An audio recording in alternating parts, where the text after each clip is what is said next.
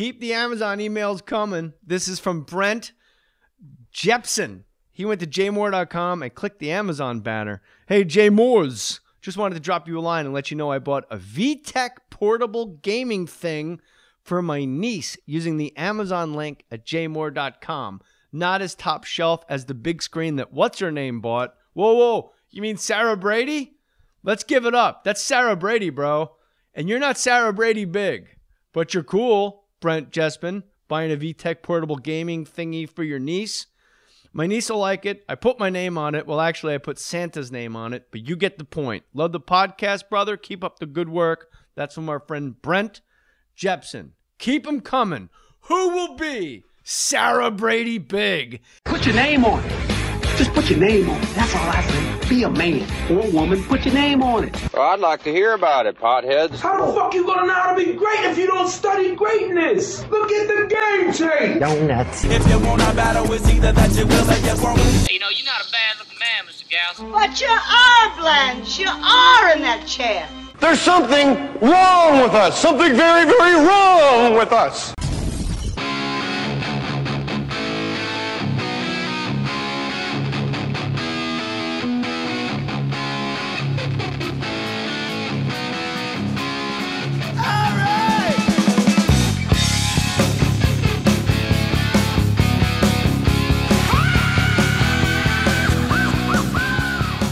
Hey, Angie, if you mind, I'd like to do a podcast. You good? Huh? Are you ready? We got Bill Burr sitting here, and it's the goddamn, it's the Angie hour all of a sudden. You got some notes for yourself? We're good. This episode of More Stories is brought to you by Stamps.com. Holidays are here. Don't go to the post office. Post office is for sucks. Do what I do. Use Stamps.com. Stamps.com, you can avoid all the hassle of going to the post office during the busy holiday season, unless you want to pet, like, the dogs for the people that need assisting. Those are good dogs.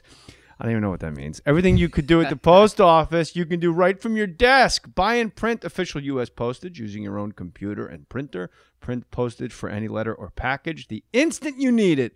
And then the mail person picks it up. It's so easy and convenient. I use Stamps.com. You should too. Why don't you mail us letters about how cool you think we are with Stamps.com? Right now, get this special offer when you use my last name, Mohr, M-O-H-R. That's a $110 bonus offer. They're going to give you a digital scale and $55 free postage. I don't know what that comes out to, but it's a lot of stamps. Go to Stamps.com before you do anything else. Click on the microphone at the top of the homepage. Type in Mohr, M-O-H-R. That's Stamps.com. Enter Mohr, M-O-H-R. William Jefferson Burr in the mother Jefferson Clinton house. Burr. What is your middle name? Frederick. Frederick, really? With a C, upper class. That is fancy for a Boston boy. Well, yeah. No K? No K. F-R-E-D-I-C. Frederick. Wow. Frederick. What is that? I don't know. I think they, felt they'd give me a big name like that. Maybe I'd do something with my life. You played Carnegie Hall. Yes, I did. Isn't that doing something with your life? Yeah, but I wasn't the. My parents wanted me to be like a conductor. Somebody at least wore a tuxedo when I went out there. You could have worn a tuxedo at Carnegie Hall. I wore a button down. Talked about my dick. You should have worn a floor length sweeper coat made out of like manatee. Could have wore I could have had like tails or something like that, but I didn't. I decided to keep it real. Keep it real. Keep it real. Where in Boston are you from? The safe suburbs. Is what I always say. Ever since Good Will Hunting, I always say safe suburbs because people, the second if you say Boston to make it easier, then they go Southie. No, we in Southie. We in Southie. We good at math. Huh? You good at math? Did you beat somebody up and then get arrested for it? And then talk Bill, to Robin I was Williams? all right at math, but my chimes tables, I had a wicked hard time. What suburb? Give a shout out. I grew up around North Shore, South Shore. We bounced around. Is that Revere? No, Revere is actually part of Boston, if not Greater Boston. Revere's like super Guido, like Jersey Shore Guido, right? Yeah, it's kind of its own deal. Yeah. Like level Guido. It's been a long time, though, dude. I haven't lived there since 95. So I go back now, and I'm like the old guy, like, this used to be a pizza place, Everything's changed. And nothing is better to me. I'm one of those guys. Louis C.K. had a funny bit, like guys in his hometown in Boston, like when you told them good news, they'd have pain on their face, like, like I won the lottery. Yeah. Oh, yeah, I remember that. Good for you, Bill. Yeah. Oh, fucking Bill won the goddamn lottery. No shit. I think the anger level has gone down a little bit in Boston. It's not as angry as it used to be. Well, that's probably just the gentrification and people wanting to live there, like corporate people, I would guess. That's my assumption. Yeah, and then winning championships, it actually kind of lifted. Like there was just was like a, you know, it wasn't that we didn't win championships. I guess we had the Celtics, but then everybody else was. You couldn't just like not win a championship. You had to have like the biggest choke ever. And it had to be absolutely humiliating, and there was chants about it and that type of stuff. So the fact that that's all gone now, you know. But is it starting again? Because you guys just traded away like every human being on the roster. Are you channeling Dan Shaughnessy right now? No. How does it start again? The curse of what? We would be what? The curse of 2004. That's the longest drought we have. I think curses are. I'm a big anti-curse guy. It's like it's a cop out. It's like, no, we don't know what we're doing. We're idiots. Yeah. We're idiots. You want guys to hit it over the green monster in right field, not realizing that there's road games. Left field, sorry. Not realizing you knew that I know that. Jeez, but thanks for letting me off the hook. No. Left field, but the listener can't see is Bill with his thumb is like, hey, buddy. Left field. Why are you moving over there, left field? Over there. I don't watch much baseball though anymore. I think it's hard to watch, really. I don't mind it in October, but I don't like watching leagues that don't have a hard cap. I'm not into that. Like, hey, if you can't spend any more than this, but if you do, you owe us some money, and then they just go okay, and then everybody piles on the same teams. Basketball's becoming like that. Yeah, for those non-sports people and Brits and Aussies. There's a salary cap in football, and you just can't spend over that number, period. You just can't. Which is why Green Bay can compete with New York City. Right. And in baseball, there is no salary cap. You spend as much as you want, but if you get over like a luxury tax, they start massaging the language. Like, it's a luxury tax. So the Yankees spend $200 million, and then they give like $20 million to the rest of the other teams. So every team winds up splitting like $250,000 to pay for a bullpen catcher. Yeah, or, you know, it's an incentive to just do what the owners of the Pirates do. You just sit back and do, you know, live off your legacy, and then you don't invest any money in the team. They're one of the most profitable teams as far as what they invested. I remember when I was in – the only reason why I know that I was in Pittsburgh, and everybody – when that report came out a couple years ago and everybody flipped out.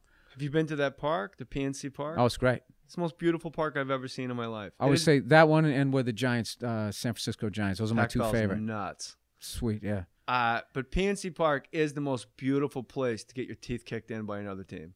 Because the Pirates suck a bag of balls.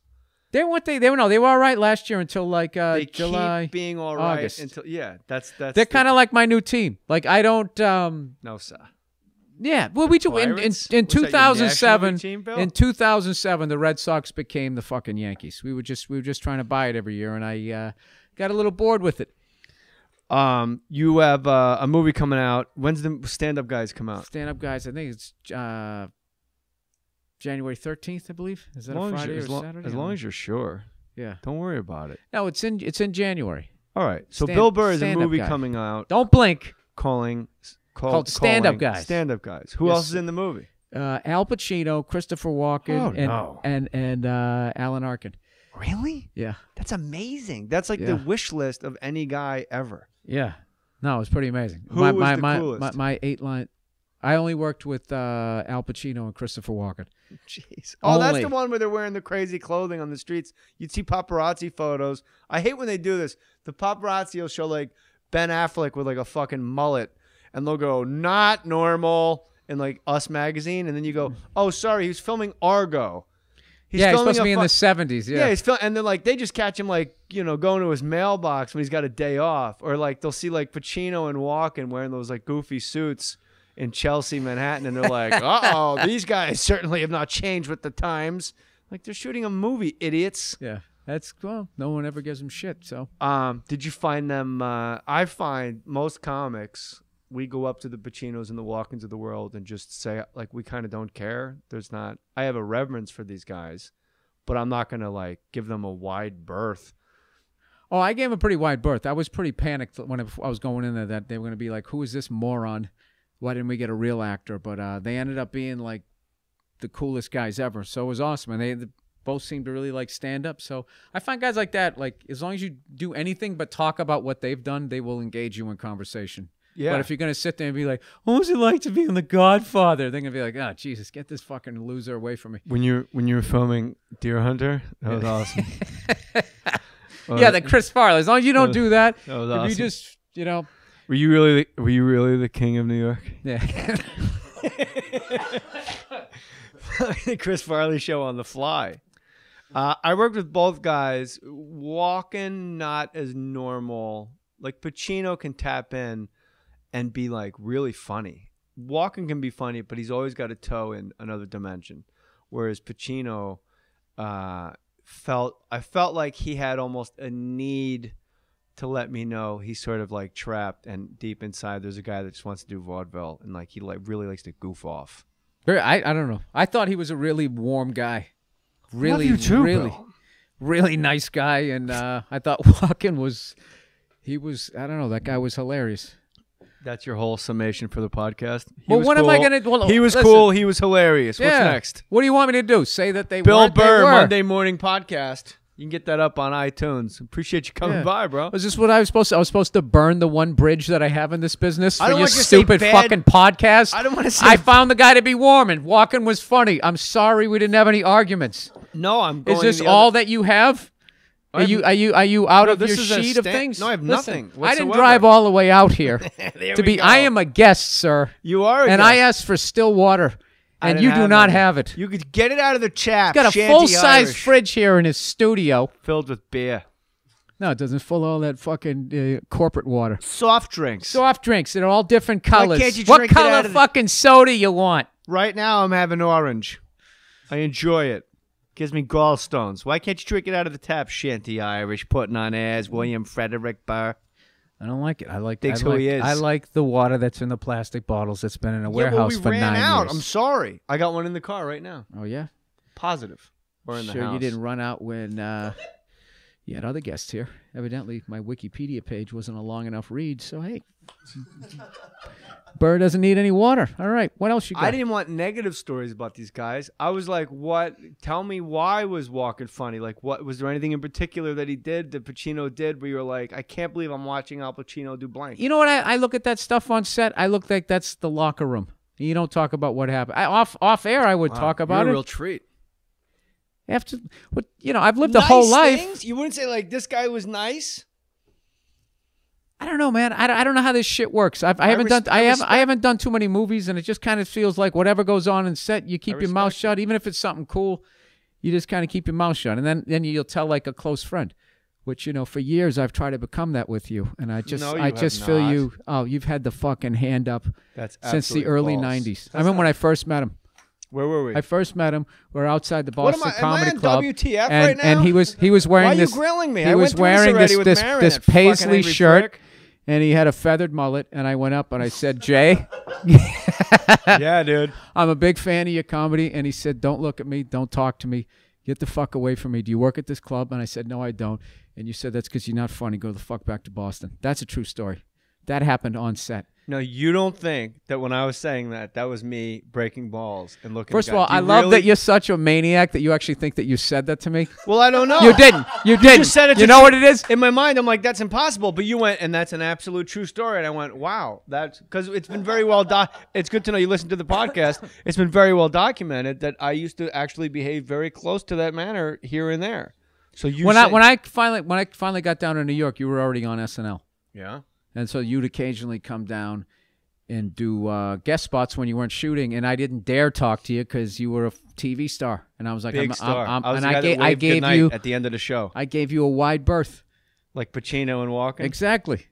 See, I think stand-up's kind of like the locker room, Bill. I don't really like to talk about it. I don't want to talk about you at Carnegie Hall. What am I supposed to say? That you have a book out called Cheat? I mean, Jay, that's this podcast is going great, despite what the voices in your head are saying. This is very entertaining. All right. voices in my head are saying I got Bill Burr sitting across from me and I'm happy about it. The guy played Carnegie Hall. He's got a great podcast. And you just being you, this is what's great. This is what I love about you. I just set the record for saying you in 8 seconds. But I meant it EWE each time. You have like lifted yourself to Louis C.K. stand-up status as far as people's respect, being completely you. Like Stephen Wright does